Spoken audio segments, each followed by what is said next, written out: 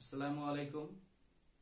আমরা অনেকেই জানি নন ভার্বের পরে প্যাসিভ ভয়েসে বাই না বসে টু বসে, কিন্তু আমাদের এই ধারণাটি একেবারেই ভুল। চলুন ছোট একটি ভিডিওর মাধ্যমে আমরা শিখি কখন নন ভার্বের পরে বাই বসে, কখন টু বসে, কখন অ্যাজ বসে। আমাদের প্রথম প্রশ্নটি হচ্ছে হি ইজ নন ড্যাশ মি। এখানে চারটা উত্তর দেওয়া আছে।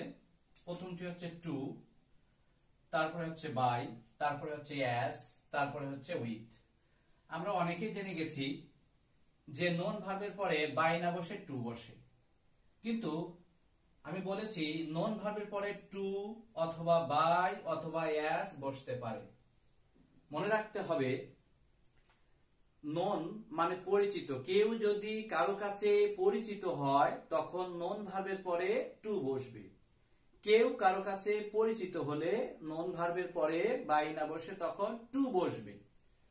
হি ইজ নন ড্যাশ মি, সে হয় পরিচিত আমার কাছে। এখানে এজন্য উত্তরটি হবে টু। বাই, অ্যাজ, উইথ, এখানে উত্তরটি হবে না। কেউ কারো কাছে পরিচিত হলে টু বসে, এজন্য এখানে উত্তর হয়েছে টু। আমাদের নেক্সট যে কোয়েশ্চেন সেটি হচ্ছে হি is non dash a good teacher. He is non a good teacher. এখানে আমরা বলছি তাহলে এখানে উত্তর হবে টু, কিন্তু না, এখানে উত্তর টু হবে না, বাইও হবে না, উইথও হবে না, এখানে উত্তরটি হবে ইয়েস। কিন্তু কেন? আমাদের মনে রাখতে হবে নন ভার্বের পরে অ্যাজ কখন বসবে? যখন কেউ কোনো কিছু হিসেবে পরিচিত, কেউ কোনো কিছু হিসেবে পরিচিত যখন, তখন নন ভার্বের পরে অ্যাজ বসবে। এখানে অর্থটা দেখেন, হি ইজ নন, সে হয় পরিচিত, এ গুড টিচার, একজন ভালো শিক্ষক হিসেবে, এজন্য এখানে উত্তরটি হলো অ্যাজ।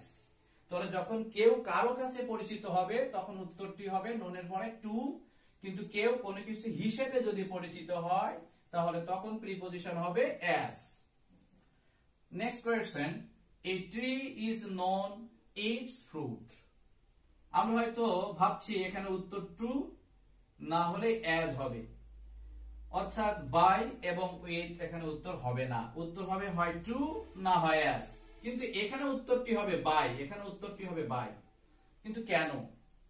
মনে রাখবেন, যদি কেউ কোনো কিছুর দ্বারা পরিচিত হয়, কেউ কোনো কিছুর দ্বারা যদি পরিচিত হয় তখন বাই বসবে। কিন্তু আমাদের একটা প্রচলিত ধারণা রয়েছে যে আমরা জানি যে নন ভার্বের পরে প্যাসিভ ভয়েসে বাই বসে না, কিন্তু এটা সম্পূর্ণ ভুল।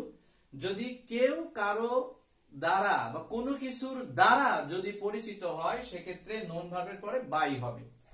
এটা দেখেন, এখানে যে কোয়েশ্চন নম্বর 3 তে লেখা আছে a tree is non dash it's fruit.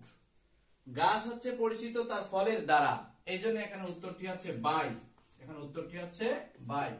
অন্যগুলো অপশন আছে যেগুলো, সেগুলো ভুল। এটা একটা প্রবাদ বাক্য, বৃক্ষ তার ফলে পরিচয়। এটা একটা প্রবাদ বাক্যের অর্থটি হচ্ছে বৃক্ষ তার ফলে পরিচয়। আমাদের হচ্ছে সর্বশেষ question, Rana is non A quack. আচ্ছা লার্নার্স, আপনারা বলেন তো এখানে উত্তর কোনটি হতে পারে?